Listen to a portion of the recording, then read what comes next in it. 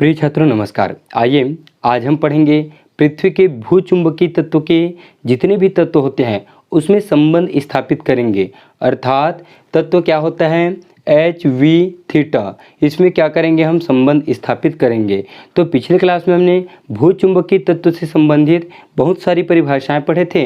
उसका वीडियो आपने नहीं देखा है तो डिस्क्रिप्शन बॉक्स में आपको फिजिक्स 12th का प्लेलिस्ट मिल जाएगा।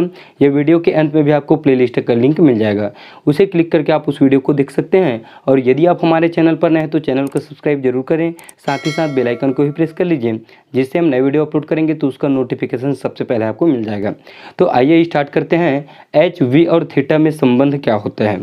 ठीक, तो सबसे पहले हम ये जान लेते हैं एच वी और थीटा क्या होता है। तो एच होता है पृथ्वी का क्षैतिज घटक, वी होता है पृथ्वी का ऊर्ध्वाधर घटक और थीटा होता है, थीटा को कहते हैं हम नति कोण या नमन कोण।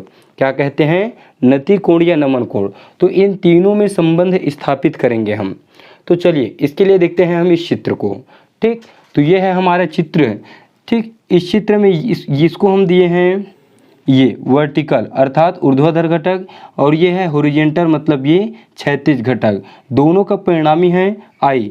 आई को कहते हैं चुंबकीय याम्योत्तर में पृथ्वी की कुल चुंबकीय क्षेत्र। ठीक, आई को क्या कहते हैं? चुंबकीय याम्योत्तर में पृथ्वी की कुल चुंबकीय क्षेत्र कहते हैं। क्या कहते हैं? कुल चुंबकीय क्षेत्र। अब हम थीटा को कहते हैं हम नमन कोण या नति कोण। तो इसका परिभाषा में आपको क्या बताया था? चुंबकीय याम्योत्तर में पृथ्वी का कुल चुंबकीय क्षेत्र अर्थात आई। चुंबकीय याम्योत्तर में कुल चुंबकीय क्षेत्र क्षैतिज के साथ जो कोण बनाता है उसे कहते हैं हम नमन कोण या नति कोण कहते हैं।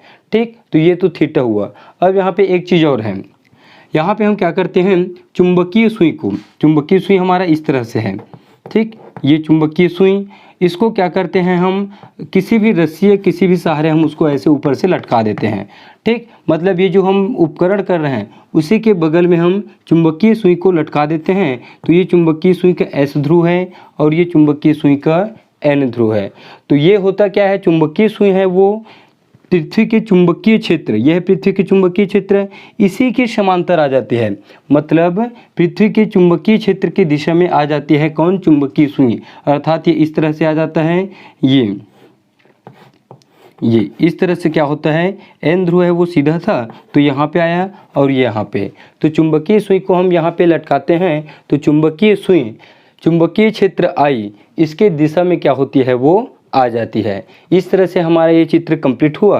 अब इस चित्र के बारे में हम वर्णन करेंगे, फिर वर्णन करने के बाद इसमें संबंध स्थापित करेंगे। तो सबसे पहले आप हेडिंग डाल लीजिए इसका वर्णन। तो यहाँ पे हेडिंग डालेंगे, सबसे पहले इसका वर्णन के लिए हेडिंग डाल दीजिए। मतलब चित्र के बारे में हम क्या करेंगे बताएंगे। तो चलिए वर्णन करेंगे, मतलब जो जो इस चित्र में है उसके बारे में हम यहाँ पे लिखेंगे। चलिए वर्णन लिखना स्टार्ट करिए। माना किसी स्थान पर पृथ्वी के चुंबकीय क्षेत्र आई का क्षैतिज घटक H तथा ऊर्ध्वाधर घटक V है। यदि उस स्थान पर चुंबकीय सुई NS, इस तरह से लिखेंगे, हाँ, यदि उस स्थान पर चुंबकीय सुई NS लटका दिया जाए तो वह चुंबकीय क्षेत्र I की दिशा में आ जाती है तथा उस स्थान पर नमन कोण थीटा है। ठीक, इतना लिखिए आप वर्णन में। एक बार और मिला लेंगे। माना किसी स्थान पर पृथ्वी के चुंबकीय क्षेत्र आई का क्षैतिज घटक H तथा ऊर्ध्वाधर घटक V है। अब यदि उस स्थान पर चुंबकीय सुई NS लटका दिया जाए तो वह चुंबकीय क्षेत्र I की दिशा में आ जाती है तथा उस स्थान का नमन कोण थीटा है। ठीक, क्या है? थीटा है। इस तरह से करेंगे हम इस चित्र का वर्णन। अब निकालते हैं इसका व्यंजक। क्या निकालेंगे? व्यंजक।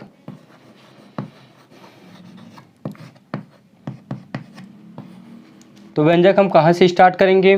ध्यान दीजिए, ये जो थीटा है, ठीक, ये जो थीटा है उसका एक घटक क्या है? क्षैतिज घटक है और इसका दूसरा घटक क्या है? ये V अर्थात ऊर्ध्वाधर घटक है। और इन दोनों घटक का परिणामी क्या है? I है। तो हम इस थीटा को यदि दो घटक में विभाजित करते हैं, क्षैतिज घटक और ऊर्ध्वाधर घटक, तो हम इसको चित्र से करके लिख सकते हैं। ठीक, चित्र से ठीक। एच क्या होता है? एच होता है क्षैतिज घटक, और क्षैतिज घटक हम मानते हैं कॉस थीटा को। क्या मानते हैं? कॉस थीटा को। कॉस क्षैतिज घटक के लिए उपयोग किया जाता है और साइन उपयोग किया जाता है ऊर्ध्वाधर घटक के लिए। तो यहाँ पे कोण थीटा बन रहा है, तो थीटा की जगह रखेंगे हम थीटा ही रखेंगे। ठीक, तो चलिए क्षैतिज घटक, अर्थात क्षैतिज घटक क्या होगा चित्र से बताइए। क्षैतिज घटक, क्षैतिज घटक के लिए मैं आपको क्या बताया हूँ? Cos theta. तो क्षैतिज घटक अर्थात एच के बराबर में होगा ये जो नमन कोण है, नति कोण है, उसमें लेंगे हम कॉस। तो ये होगा एच बराबर, साथ में परिणामी को भी लेंगे आई, और ये कॉस थीटा। समीकरण 1 दे दीजिए। फिर ऊर्ध्वाधर घटक, ऊर्ध्वाधर घटक, ऊर्ध्वाधर घटक क्या होगा? आई है, वी है। ठीक, ऊर्ध्वाधर घटक क्या है? वी है। तो v इक्वल टू कॉस की जगह आप साइन लेंगे, तो ये होगा आई और ये साइन थीटा, इसे देंगे समीकरण 2। अब हम क्या करते हैं, देखिए समीकरण 1 व 2 को भाग दे देते हैं। तो साइन बटे कॉस हम जानते हैं 10 होता है, अर्थात साइन ऊपर में रहना चाहिए, मतलब समीकरण 2 ऊपर में। तो समीकरण 2 को 1 से भाग देने पर, तो इसको लिखिए समीकरण 2 डिवाइडेड बाई समीकरण 1। तो समीकरण 2 ऊपर में रहेगा। ठीक, बायां पक्ष का ये v ले लीजिए, तो ये v, और इसका बायां पक्ष है ये h, तो v बटे h। ये होगा आई साइन थीटा बटे आई कॉस थीटा। काट दीजिए, आई से आई कटेगा, तो v upon h equal to हमको मिलेगा साइन बटे कॉस। क्या होता है? ये होता है टेन थीटा। क्या होता है? Tan theta. इसे दे देते हैं हम समीकरण 3। तो ये संबंध भी क्या है? एच, वी और थीटा में एक संबंध है। अब हम इसको इस तरह से और हल कर सकते हैं। समीकरण 1 व 2 का वर्ग करके जोड़ देते हैं। समीकरण 1 व 2 का वर्ग करके जोड़ने पर, वर्ग करके जोड़ने पर, चलिए जोड़िए, वर्ग करेंगे हैं। h का वर्ग v का वर्ग, तो होगा h का वर्ग और ये v का वर्ग बराबर, ये है इसमें वर्ग करेंगे तो होगा आई स्क्वायर और ये कॉस स्क्वायर थीटा, प्लस इसमें वर्ग करेंगे तो ये होगा आई स्क्वायर और साइन स्क्वायर थीटा। ठीक, इस तरह से होगा। दायां पक्ष का दायां के साथ जोड़ेंगे, बायां पक्ष को बायां के साथ जोड़ेंगे, तो ये होगा एच स्क्वायर प्लस वी का स्क्वायर, दोनों से आई स्क्वायर बाहर निकालिए तो बचेगा यहाँ पे कॉस स्क्वायर थीटा और यहाँ पे बचेगा sine square theta. Cos square theta और sine square theta plus v का स्क्वायर बराबर आई का square. Sine square theta plus cos square theta हम जानते हैं क्या होता है एक, तो एक को लिखने की ज़रूरत नहीं है। स्क्वायर पक्षांतर करिए तो इधर आके क्या बनेगा, स्क्वायर करनी बनेगा, अर्थात आई इक्वल टू मिलेगा हमें एच स्क्वायर प्लस वी का स्क्वायर। इसे दे दीजिए आप समीकरण 4। अब ध्यान दीजिए समीकरण क्या है, एच वी और थीटा में अभिष्ट संबंध है। यहाँ आप लिख लेना, यहाँ पे ये जोड़ने से पहले यहाँ पे, ठीक। समीकरण 3 एच वी और थीटा में अभिष्ट संबंध है और ये क्या है, एच वी और आई, एच वी और आई में अभिष्ट संबंध समीकरण 4 है। तो समीकरण 4 या फिर इसको ऐसे लिख लेना, यही एच वी और आई में अभिष्ट संबंध है, अभिष्ट संबंध है। ठीक, तो ये समीकरण आपका एच वी और आई में है और ये है एच वी और थीटा में। अब हम देखते हैं इसकी विशेष स्थिति। तो विशेष स्थिति हम दोनों का निकालते जाएंगे। हाँ, समीकरण 3 का भी निकालेंगे और 4 का भी निकालेंगे। तो विशेष स्थिति, ठीक, विशेष स्थितियाँ, विशेष स्थितियाँ। तो विशेष स्थितियों में सबसे पहले हम क्या करते हैं, पहला थीटा इक्वल टू 0 ले लेते हैं। क्या लेंगे हम, थीटा इक्वल टू 0, अर्थात थीटा इक्वल टू 0 अंश लेंगे तो ये जो चुंबकीय क्षेत्र आई है वो क्या होगा, इसके समानांतर होगा। किसके समानांतर, क्षैतिज घटक H के। तो देखिए इसको कैसे हल करते हैं। थीटा इक्वल टू 0 समीकरण 3 में रखेंगे, तो सबसे पहले समीकरण 3 में रखेंगे तो ये हमको मिलेगा V upon H ten zero. Ten zero का मान क्या होता है, tan 0 का मान होता है, tan 0 का मान क्या होता है, 0 होता है।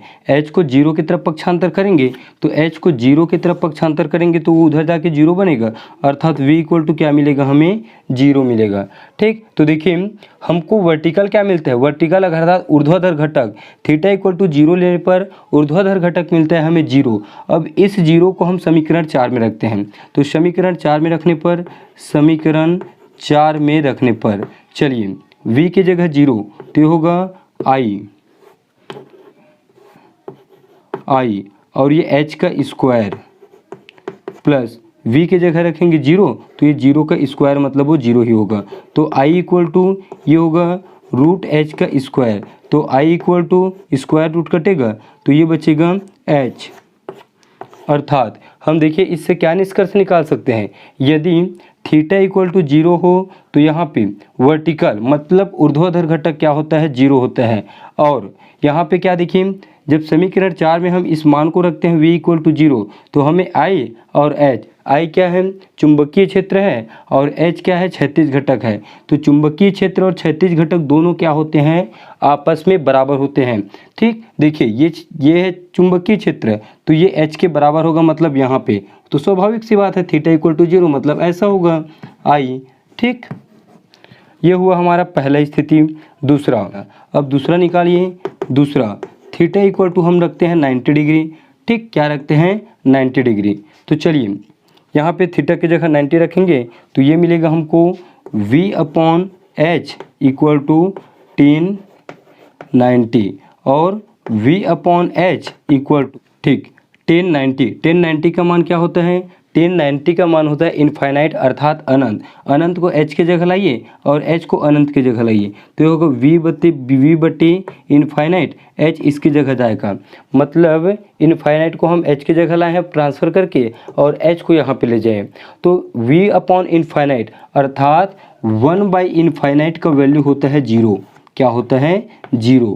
तो v अपॉन इनफाइनाइट नीचे में यदि इनफाइनाइट होता है, अनंत होता है तो उस पूरे का मान होता है 0, तो h का मान मिलेगा हमें 0। ठीक, अब देखिए जब हम थीटा को 90 के इक्वल में लिए अर्थात थीटा बराबर 90 डिग्री, ये अर्थात ये जो हमारा चुंबकीय क्षेत्र आई है वो क्या हुआ, वर्टिकल के इक्वल आया, मतलब वर्टिकल मतलब इस तरह से आया। ठीक, ये आई है तो यहाँ पे क्या होता है, क्षैतिज तीव्रता, क्षैतिज घटक 0 होता है।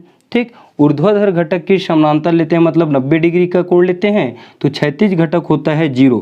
अब h के मान को यहाँ पे हम रखेंगे किसमें, समीकरण 4 में। यहाँ पे बना देता हूँ, इतने में आ जाएगा छोटा सा। ठीक, तो i बराबर मिलेगा हमें, i बराबर h का मान 0 होगा तो ये 0 और ये v का स्क्वायर, तो i बराबर मिलेगा v स्क्वायर और ये रूट, तो i बराबर मिलेगा, कटेगा तो ये मिलेगा हमें v। अर्थात जब हम थीटा इक्वल टू 90 डिग्री लिए तो हमको क्या मिला, देखिए i बराबर v मिला, अर्थात ऊर्ध्वाधर घटक और चुंबकीय क्षेत्र दोनों आपस में क्या हुए, इक्वल हो गए। तो ये तो हुआ 2 स्थितियाँ। ठीक, ध्यान दीजिए यहाँ से है आपका दूसरा घटक है, यहाँ से ये चल के यहाँ तक गया है, अलग कर देता हूँ इसको मैं यहाँ से, चलिए, और पहला घटक आपका यहाँ से स्टार्ट हुआ है और ये अंतिम यहाँ तक गया है। इसके बाद तीसरा स्थिति को मैं यहाँ पे बना देता हूँ। ठीक, तीसरा स्थिति, ये थर्ड कंडीशन, यदि थीटा इक्वल टू हम 0 लेते हैं, थीटा नहीं, यदि थीटा इक्वल टू 45 अंश लेते हैं तो चलिए समीकरण 3 में थीटा का मान 45 रखिए तो v अपॉन h का मान होगा tan 45 अंश। क्या होगा, tan 45 अंश, tan 45 का मान क्या होता है, 1 होता है, तो v upon h equal to 1, तो v इक्वल टू h इधर जाएगा तो v इक्वल टू क्या मिलेगा हमें, h मिलेगा। क्या मिलेगा, h। अर्थात जब थीटा इक्वल टू 45 अंश बनता है, मतलब कहीं पे भी आप 45 अंश लीजिए, यहाँ पे लीजिए, यहाँ पे लीजिए, तो 45 अंश का कोण लेने पर v और h मतलब ऊर्ध्वाधर घटक और क्षैतिज घटक दोनों आपस में बराबर होते हैं। क्या होते हैं, दोनों आपस में बराबर होते हैं। ठीक, तो इस तरह से हमारा जो ये टॉपिक है वो कंप्लीट होता है। और इसके आगे का एक टॉपिक है, उसे आप खुद से पढ़ लीजिएगा। क्या है टॉपिक, सुन लीजिए। प्रतिचुंबकीय पदार्थ, अनुचुंबकीय पदार्थ और लौह चुंबकीय पदार्थ है, तीनों पदार्थ में आप अंतर पढ़ेंगे। ठीक, कम से कम 3 या 5 अंतर उसमें पढ़ लीजिएगा, क्योंकि वो थ्योरी है, सिर्फ उसमें अंतर बस है, इसलिए उसको मैं नहीं पढ़ा रहा हूँ। ठीक, तो इस तरह से हमारा जो चैप्टर है चुंबकत्व एवं द्रव्य, ये आज कंप्लीट होता है। और नेक्स्ट क्लास में देखेंगे हम चैप्टर 6 विद्युत चुंबकीय प्रेरण। तो मिलते हैं नेक्स्ट क्लास में। वीडियो आपको अच्छा लगा है तो लाइक करें, कमेंट करके मुझे ज़रूर बताएं और अपने फ्रेंड लोगों को शेयर भी कर दीजिए।